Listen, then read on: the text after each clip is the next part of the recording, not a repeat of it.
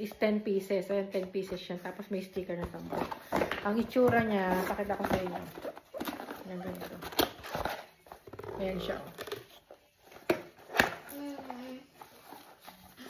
Ayan. Bali, ganito yung itsura niya.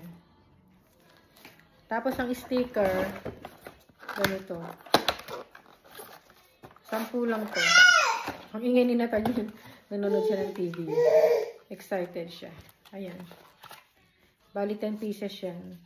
Tapos may ginagamit pa kami ng parang ring donut. Wala pa, hindi pa dumating. Ayan siya, itsura niya.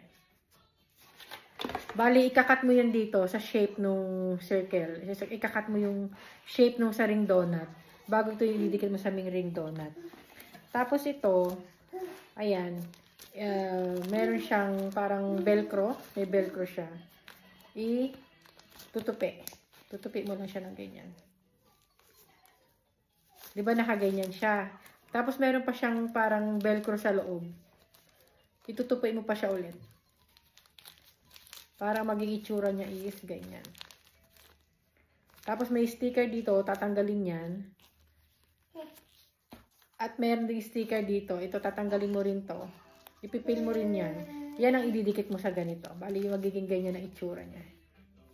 Ayan, bali ganyan na siya. Ayan. Ang ginagawa ko, kapag may mga dumating na bag, tinutupi ko na siya lahat, yung isang box, para good for 1 week na yun. Ganyan Nathaniel. Ayun. Tinutupi ko na itong bag. Ito, tinutupi ko na siya. Tupi ko na. Balik ganito lang pagtupi. Kasi para pagka magpapalit ako, dire-diretso na. Kasi minsan makulit si Nathaniel eh. Kailangan kasi pagka nagpalit ka ng bag, mabilisan lang. Kailangan mabilisan, naka-ready na lahat. Kasi pag hindi, ang mangyayari is kakalat pa. Kakalat pa dun sa pinagkahigaan niya. Naantok na kasi si Nathaniel ang ingay. Ayaw pang matulog. Sabi ko magtutupi muna ako ng bag niya.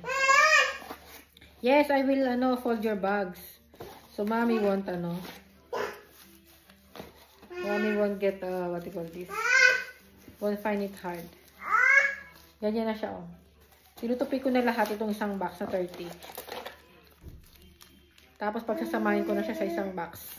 Kasi mas dadalian ako sa ganung process. Dati kasi kada palit tupi. Pero pwede naman palang